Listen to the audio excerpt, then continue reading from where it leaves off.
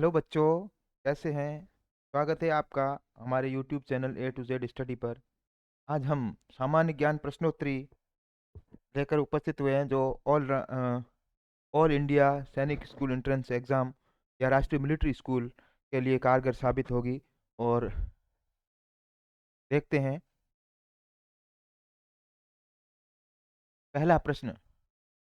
निम्नलिखित में से किस विटामिन की कमी के कारण सूखा रोग होता है। इस प्रकार से जैसे vitamin A, vitamin D, vitamin C या विटामिन बी 12। सूखा रोग, ये देख रहे इमेज में, अनयूजुअल कर्व ऑफ स्पाइन या डेंटल प्रॉब्लम्स, वीक मसल्स, मांसपेशियां कमजोर होना, बाउड लेग्स, जो टांगें झुकी हुई होना।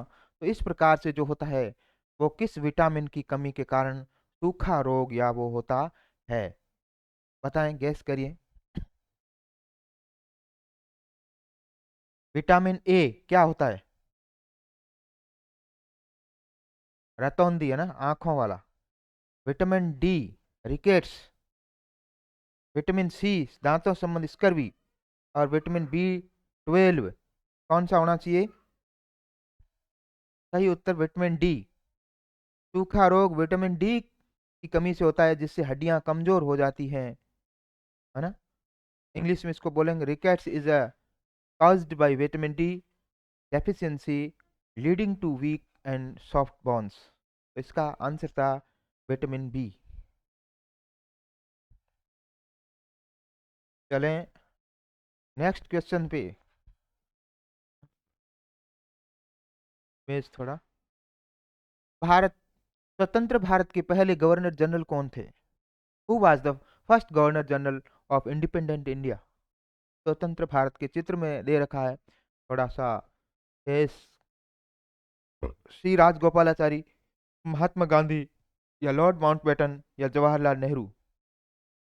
तो इसका आंसर देंगे कि स्वतंत्र भारत के पहले गवर्नर जनरल कौन थे? Lord Mountbatten. कौन थे? Lord Mountbatten. तो स्वतंत्र भारत के पहले गवर्नर जनरल लॉर्ड माउंटबेटन थे। श्री राजगोपालाचारी जो थे वो पहले भारतीय गवर्नर जनरल थे। यहाँ बच्चे मिस्टेक करते हैं। तो श्री गोपालाचारी पहले भारतीय गवर्नर, और स्वतंत्र भारत के पहले गवर्नर कौन थे? General Lord Mountbatten. Lord Mountbatten was the first governor general. Sri Rajgopalachari was the first Indian to hold the post। इस प्रकार से ये अपना दूसरा क्वेश्चन हो गया। थर्ड क्वेश्चन, उसकी जगह यहाँ इस होना चाहिए। इस भारतीय परमाणु भौतिक विज्ञानी को पहचानिए। ये इमेज दिख रहा है आपको। तो इस भारतीय परमाणु भौतिक विज्ञानी को पहचानिए जो Tata Institute of Fundamental Research के संस्थापक निदेशक थे। इंग्लिश में बात करें, identify the Indian nuclear physicist who was the founding director of TIFR। Homi Jehangir Bhabha, या रामानुजन, या विक्रम साराभाई, या आर्यभट्ट। कौन थे वो? इमेज से पता लग रहा है होमी जहांगीर भाभा। सही उत्तर है होमी जहांगीर भाभा। होमी जहांगीर भाभा को भारतीय परमाणु कार्यक्रम का जनक माना जाता है और उन्होंने TIFR की स्थापना की थी। तो इस प्रकार से चले नेक्स्ट क्वेश्चन पे। ये इमेज कुछ इस प्रकार से दिख रही होगी। बांग्लादेश का निर्माण किस वर्ष हुआ था? बांग्लादेश 1971 में, या 1905 में, या 1907 में, या 1947 में? हम्म तो ये 1947 में तो इसका आंसर नहीं है। 70 नहीं, 5 नहीं, 75 है। देखते हैं। सही देखो, 1971 के मुक्ति संग्राम के बाद बांग्लादेश पाकिस्तान से अलग होकर एक स्वतंत्र राष्ट्र बना। इमेज देखिए, संयुक्त राष्ट्र संघ की स्थापना किस वर्ष हुई थी? संयुक्त राष्ट्र संघ UNO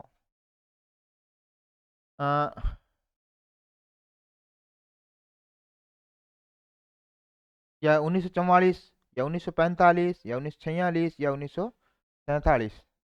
तो संयुक्त राष्ट्र संघ की स्थापना 1945 में हुई। देखिए, द्वितीय विश्व युद्ध के बाद अंतरराष्ट्रीय शांति स्थापित रखने या बनाए रखने के लिए 24 अक्टूबर 1945 को संयुक्त राष्ट्र संघ की स्थापना हुई। कब हुई? 24 अक्टूबर 1945 को। चलें अपने अगले प्रश्न पे। देखिए, मस्तिष्क से संबंधित रोग की पहचान कीजिए। Identify the disease related to the brain. Meningitis, migraine, पीलिया या मधुमेह? इन चार में से जो मस्तिष्क से संबंधित है उसको पहचान कीजिए। तो यह है मेनिंजाइटिस। मेनिंजाइटिस मस्तिष्क और रीढ़ की हड्डी को ढकने वाली सुरक्षात्मक झिल्लियों झिल्लियों की सूजन है ना?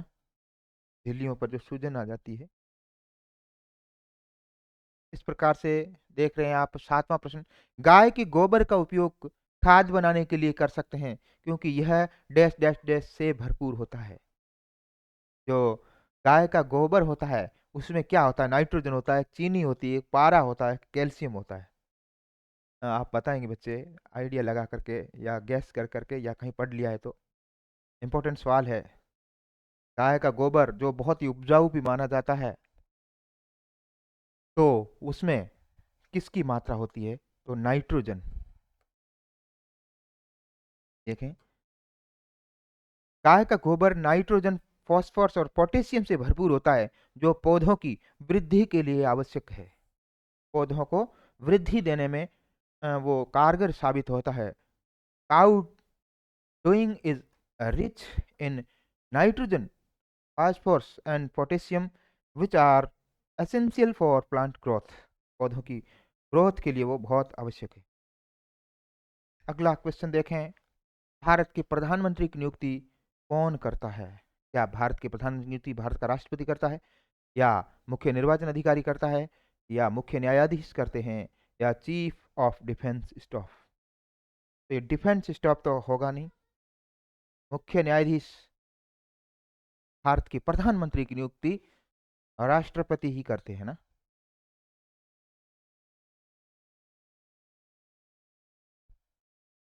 हाँ, भारत के राष्ट्रपति संविधान के अनुच्छेद 75 के अकॉर्डिंग भारत प्रधानमंत्री की नियुक्ति राष्ट्रपति द्वारा की जाती है। तो यहाँ अनुच्छेद भी आ गया, दो बातें हो गई कि अनुच्छेद 75, आर्टिकल 75,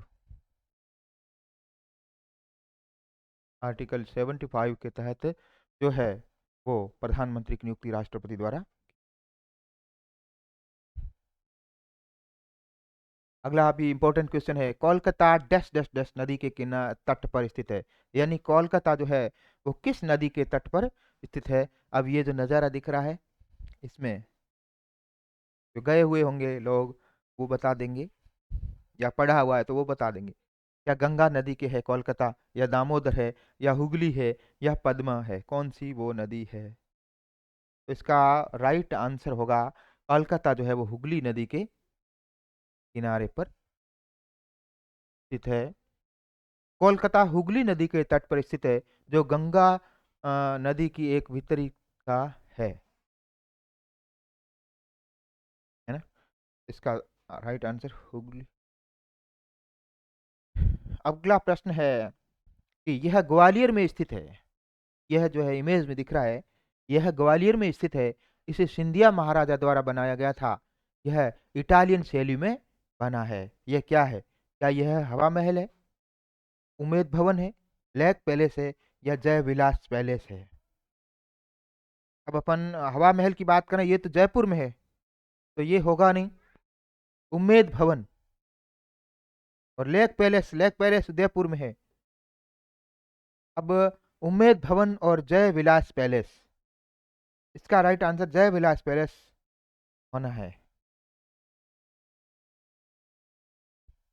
तो इसका सही उत्तर है जय विलास पैलेस। जय विलास पैलेस जो है वो ग्वालियर में है, और यह अपनी इटालियन टस्कन वास्तुकला के लिए प्रसिद्ध है? बहुत इंपॉर्टेंट प्रश्न था ये देखिए। तो ये इसका राइट आंसर था जय विलास पैलेस।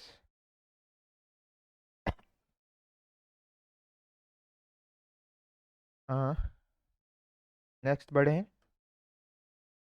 हम्म देखिए, रामायण में भगवान श्री राम ने सीता से कहाँ विवाह किया था? अकॉर्डिंग टू रामायण बताना है। अयोध्या में, पंचवटी में, चित्रकूट में, या जनकपुर में? स्वयंवर चुना था, है ना? तो इसका आंसर गेस करेंगे बच्चे। इसका राइट आंसर क्या है? जनकपुर। सीता स्वयंवर और विवाह समारोह राजा जनक के राज्य जनकपुर, जो अब नेपाल में है, में हुआ था।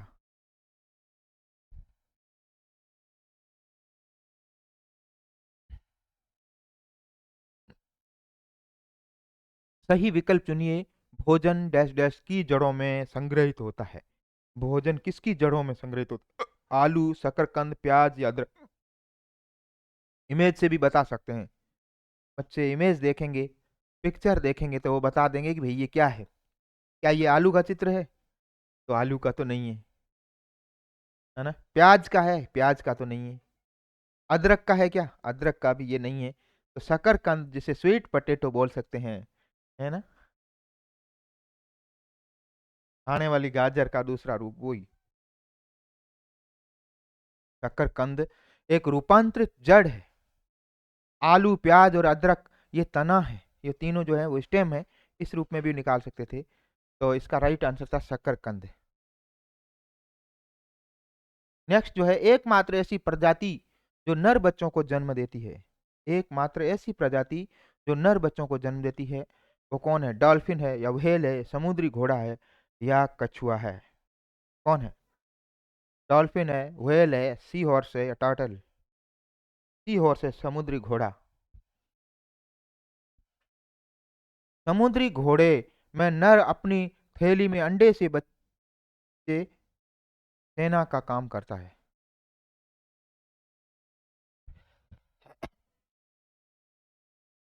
ये चित्र देख रहे हैं, बहुत ही इंपॉर्टेंट एक प्रश्न। सिंगलिश छम, क्या प्रश्न दिया है? सिंगलिश छम नृत्य किस राज्य से संबंधित है? बहुत ही इंपॉर्टेंट प्रश्न है, और बहुत ही शानदार इमेज की तरह से एकदम एक याद रह जाएगा। एक शॉर्ट ट्रिक समझो, एक हमेशा याद रहने वाला प्रश्न बन जाएगा, है ना? चित्र देख रहे हैं, एक शेर के मुखोटे पहने हुए नृत्य किया जा रहा है ना? तो ये किस में? असम में है, मणिपुर में है, सिक्किम में है, या केरल में है? सिंगली छम ये किस राज्य में ये नृत्य होता है? तो ये होता है सिक्किम में। सिंगली छम ये शेर नृत्य जिसको दूसरे बोल सकते हैं, सिक्किम का एक पारंपरिक मुखौटा नृत्य है, जो कंचनजंगा पर्वत के सम्मान में किया जाता है। तो इसका राइट आंसर था सिक्किम में सिंगिम छम वो नृत्य किया जाता है। अगला भी इंपॉर्टेंट प्रश्न है। किसी वाहन की गति मापने के लिए उपयोग में लाए जाने वाला उपकरण है। किसी वाहन की गति, अपन वाहन चलाते जाते हैं तो उसकी गति बताता है कि 80 किलोमीटर जा रहा है, 100 किलोमीटर जा रहा है। तो वो किससे बताता है? क्या स्पीडोमीटर है वो, या फोटोमीटर है, या ओडोमीटर है, या टेकोमीटर है? तो सीधी सी बात है, गति, है ना? गति मापने तो स्पीड, तो स्पीडोमीटर होना चाहिए। हम्म हाँ, स्पीडोमीटर। स्पीडोमीटर गति मापता है, जबकि ओडोमीटर तय की गई दूरी मापता है, यानी कितने अपन गए वो ओडोमीटर हो जाएगा, और स्पीड कितनी है वो स्पीडोमीटर होगा। नेक्स्ट भी इमेज, शानदार इमेज के साथ एक प्रश्न। एक खेल जिसमें लोग छोटे पहियों वाले बोर्ड का उपयोग करते हैं, वह है, देखे, ये पहिए लग रहे हैं, ये एक ऐसा बोर्ड है। क्या ये पैरा मोटरिंग है, या स्काई डाइविंग है, या स्केटिंग है, या स्केट बोर्डिंग है ना? तो क्योंकि इसके साथ बोर्ड है, तो स्केट बोर्डिंग समझ लें अपन। स्केट बोर्डिंग में एक छोटे बोर्ड, क्योंकि बोर्ड था और सिर्फ पहिए वाला ऐसा बूट टाइप होता, तो वो स्केटिंग हो जाता। उपयोग किया जाता है जिसके नीचे 4 पहिए लगे होते हैं बोर्ड के नीचे, है ना? चलें नेक्स्ट क्वेश्चन पे। इस पुरस्कार को कमल पदक नाम से भी जाना जाता है और यह भारत का दूसरा सर्वोच्च नागरिक पुरस्कार है। यानी भारत का दूसरा सर्वोच्च नागरिक पुरस्कार कौन सा है? क्या अर्जुन पुरस्कार है, पद्म विभूषण है, भारत रत्न है या अशोक चक्र है? कौन सा है इसका राइट आंसर? बच्चे बता देंगे क्या आंसर मिलेगा? पद्म विभूषण। भारत रत्न के बाद पद्म विभूषण, यानी जो भारत रत्न है वो भारत का पहला फर्स्ट है और पद्म विभूषण भारत का दूसरा सर्वोच्च नागरिक सम्मान है। इसके पदक पर कमल का फूल होता है, इंपॉर्टेंट है। पद्म विभूषण है इसीलिए क्योंकि इस पर कमल का फूल इंकित होता है, उसके ऊपर चित्रित होता है। नेक्स्ट क्वेश्चन को देखें।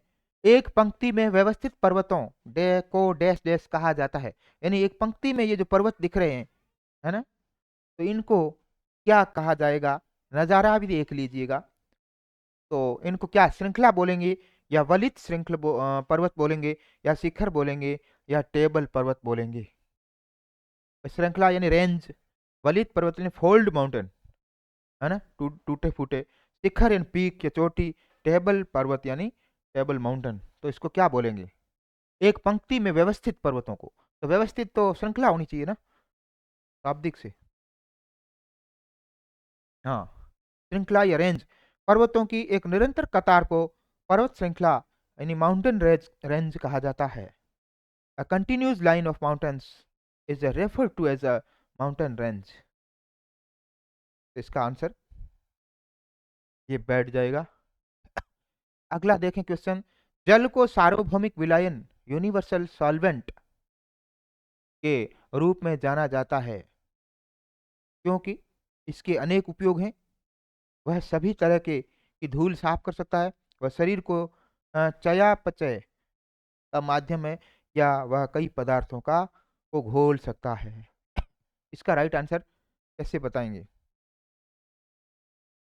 वह कई पदार्थों को घोल सकता है।